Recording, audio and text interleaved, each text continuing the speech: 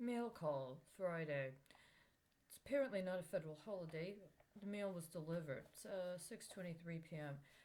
I anticipate that today, a lot of people that legally, or at least insofar as this particular company is concerned, qualify as seniors, received in their mail information that would have been sent out in mass based upon maybe signing up for a mailing list, having an interest, or having some kind of account concerning a program through the company for an app that gives a special discount to seniors that need to call a ride.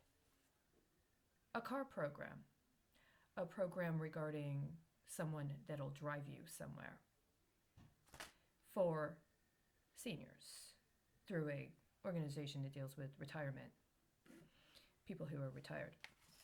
And there's another mailing list somewhere that provided mass distribution of promotional material concerning car insurance.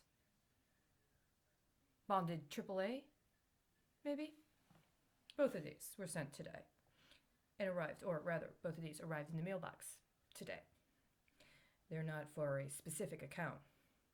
They are rather part of what I understand would be the regular materials that would be sent out as a promotional effort that, for whatever reason, those particular companies decided to send out at the time they did.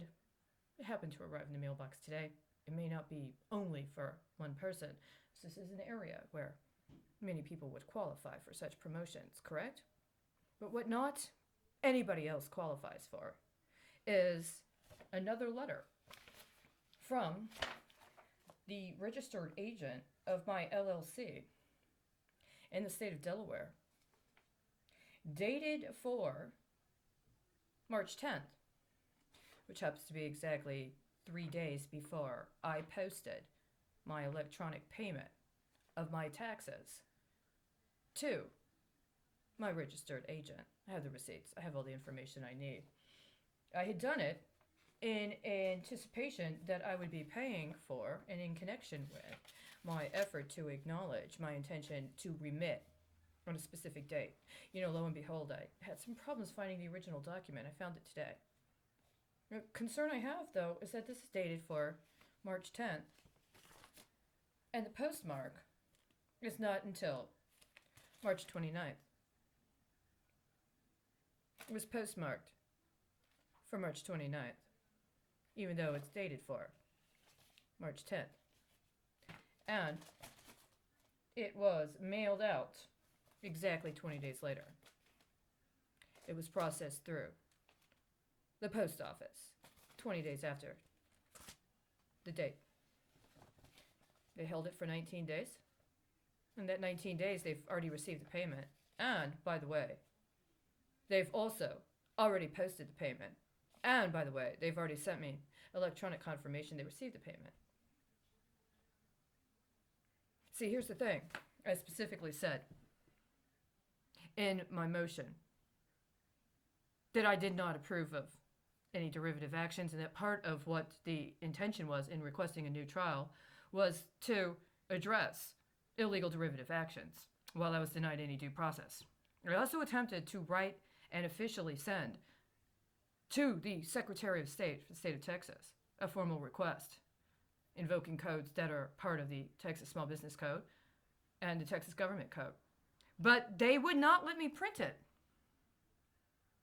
The only place I had access to print during the COVID-19 crisis wouldn't let me print. Something else happened that day instead. Now, I'm not exactly sure, because presumably the Internal Revenue Service right now on the Internal Revenue Service site says it was going to. The IRS was going to send me a letter on March 29th. That's not what happened. I don't have a letter from the IRS. What I have is a postmark on a letter from my registered agent with the state of Delaware. It was processed by the United States Postal Service 20 days after the date of the letter.